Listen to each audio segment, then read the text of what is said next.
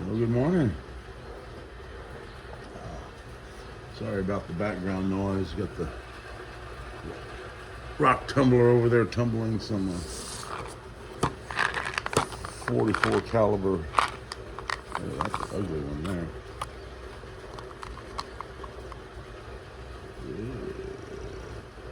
there. Yeah.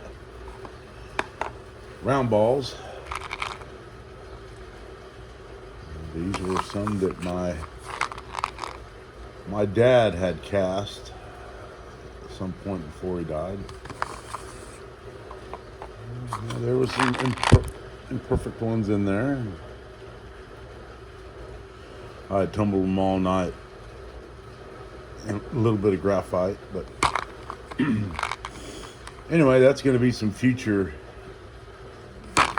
shotgun rounds.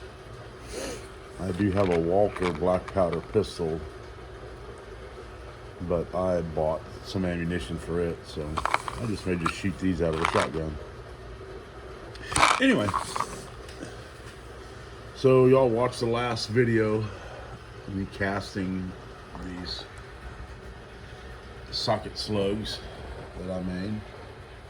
And so last night I spent some time and trimmed off some of the excess lead that was a little spillage from the mold. Pretty much I cut them off and filed it down a little bit, sandpapered them. But this is how I categorize these things before I load them.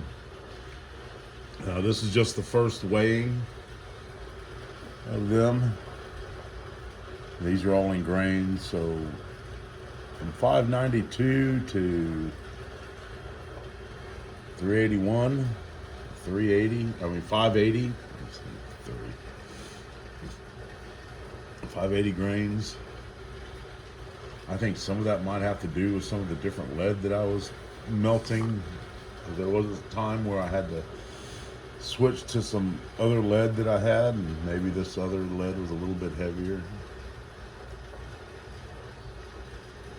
What I'm going to try to do is these here, the target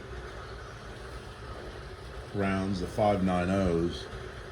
They don't necessarily need to be exactly 590 because the difference between 589.1 and 590 isn't that much. So I just may just throw all of these together and say let it be done.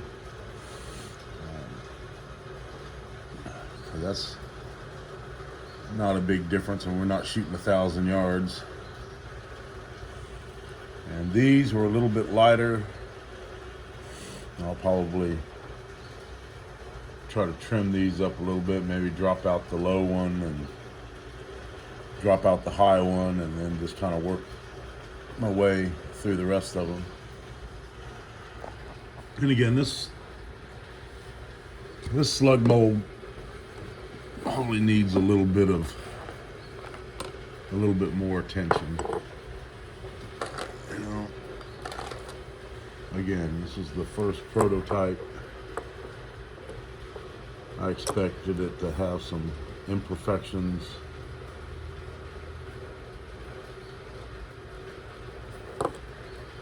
I think the main problem with this right now is that extractor right here, and the way it sits on the very bottom of this mold, or the inside of the socket. The close-up view, I may need to trim the underside of the surface down a little, put more of a bevel on this to make it sit completely flat on the bottom. Because I'm getting a little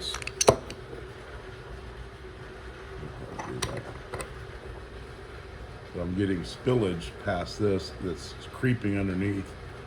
So it's adding this extra lead that I've got to trim off. So, it works great, but I'm trying to eliminate the work after the fact. You know, after I cast these things and pop them out of here, that all looks fine and dandy. They're just not ready to load up. There's probably a good, I mean, this here took me probably 30 to 45 minutes for each one of these things. I mean, not for each one, but for the whole batch here, to get them down to, you know, where I was able to weigh them and to sort them. And then I still got to go back now and decide whether or not I'm going to trim these up a little bit more.